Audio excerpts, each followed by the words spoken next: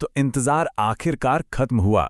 Jujutsu Kaisen season 3 का पहला critical review आ चुका है। तो चलिए बिना किसी देरी के सीधे इसमें उतरते और देखते हैं कि इस रिव्यू में आखिर कहा क्या गया है और हमें इस नए सीजन से क्या उम्मीदें रखनी चाहिए। रिव्यू की पहली ही लाइन सच कहूं तो सब कुछ बयां कर देती है। इसका मतलब एकदम साफ है कि हम सिर्फ शानदार, हैरत अंगेज एक्शन सीक्वेंस नहीं देखने वाले हैं। नहीं, इस बार कुछ बहुत गहरा होने वाला है। तो इसका असली मतलब क्या है? रिव्यू का जो पहला बड़ा पॉइंट है वो है शो के माहौल में आया हुआ बदलाव। पिछले सीजन्स के मुकाबले प्रीमियर एक कहीं ज्यादा सीरियस और तनाव से भरा हुआ माहौल सेट करता है।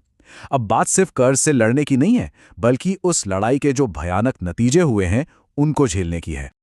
और यही बात इसे और दिलचस्प बनाती है कि शो सीधे शिबुया इंसिडेंट के परिणामों से डील कर रहा है। दुनिया जैसी हम जानते थे वो बिखर चुकी है, और उस घटना का वजन, उसका बोझ हर एक सीन में, हर एक फ्रेम में महसूस किया जा सकता है। ये कोई नई शुरुआत नहीं है, बल्कि उस तबाही का सीधा सीधा नतीजा है। और ये बिखराव सिर्फ दुनिया में ही नहीं, किरदारों के रिश्तों में भी साफ साफ नजर आ रहा है। रिव्यू इस बात पर बहुत जोर देता है कि कैसे पुराने गठबंधन टूट रहे हैं, विश्वास खत्म हो रहा है। हर बातचीत के पीछे एक छिपा हुआ तनाव है जो हमें ये सोचने पर मजबूर कर देता है कि आखिर कौन किसके साथ है।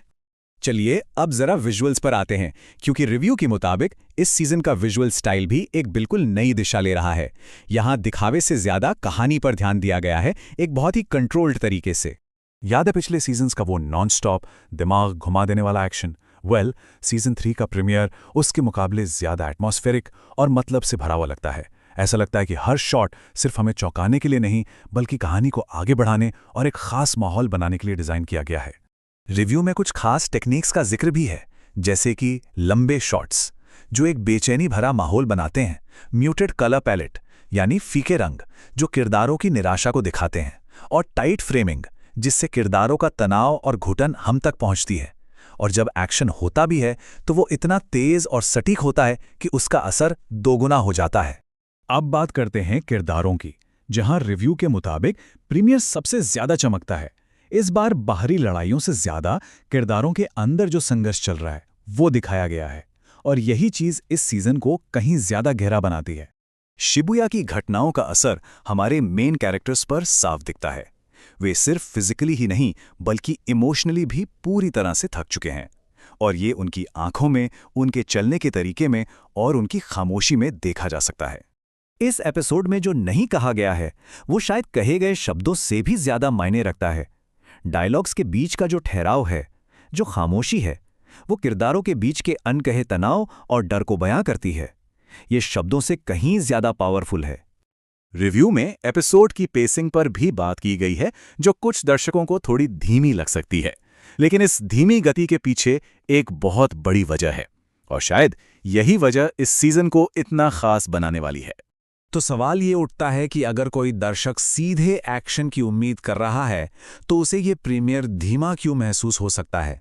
इसका जवाब हमें बताता है कि ये सीजन कितना बड़ा और एम्बिशियस होने वाला है। वजह यह है कि ये एपिसोड नींव रख रहा है। ये एक शतरंज के खेल की तरह है जहां हर चाल का एक मतलब होता है। ये धीमी गति कहानी के लिए जरूरी है ताकि नए दाव सेट किए जा सकें, पुरानी घटनाओं को एक नए नजरिए से देखा जा सके और आने वाले बड़े टकरावों के लिए स्टेज तैयार किया जा सके। अब रिव्यू के उस हिस्से पर आते हैं जो कुछ के लिए एक कमी हो सकती है, लेकिन पुराने फैंस के लिए एक बहुत बड़ी ताकत है। मतलब ये एपिसोड नए दर्शकों के लिए थोड़ा मुश्किल हो सकता है, क्योंकि ये उनसे बहुत कुछ मांगता है। प्रीमियर ये मानकर चलता है कि हम सब कहानी से अच्छी तरह वाकिफ हैं। इसमें कई पुराने रेफरेंस और राजनीतिक पहलू हैं जिन्हें समझे बिना नए दर्शकों को कहानी उलझी हुई लग सकती है।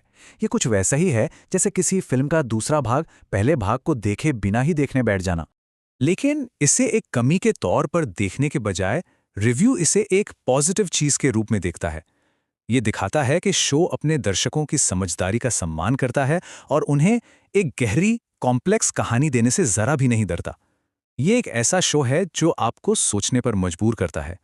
अंत में रिव्यू का जो सार है वो इसी एक वाक्य में है। ये प्रीमियर बड़े बड़े एक्शन दिखाने के बजाय कहानी को गहरा करने पर फोकस करता है, जो एक ज्यादा मैच्योर और साइकोलॉजिकली इंटेंस आर्क का वादा करता है।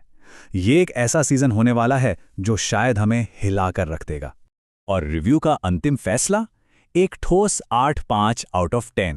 ये सिर्फ एक अच्छा स्कोर नहीं है, ये इस बात का सबूत है कि शो ने जो एक हिम्मत वाली नई दिशा अपनाई है वो वाकई काम कर रही है। तो ये पूरा विश्लेषण हमें एक बड़े सवाल के साथ छोड़ जाता है। जैसे जैसे कहानी साइकोलॉजिकली ज्यादा कॉम्प्लेक्स होती जा रही है, हमारे पसंदीदा किरदारों को इसकी आखिर क्या कीमत चुकानी पड़ेगी? यही शायद इस सीजन का सबसे बड़ा सवाल है और इसका जवाब जानने के लिए हम सभी बेताब हैं।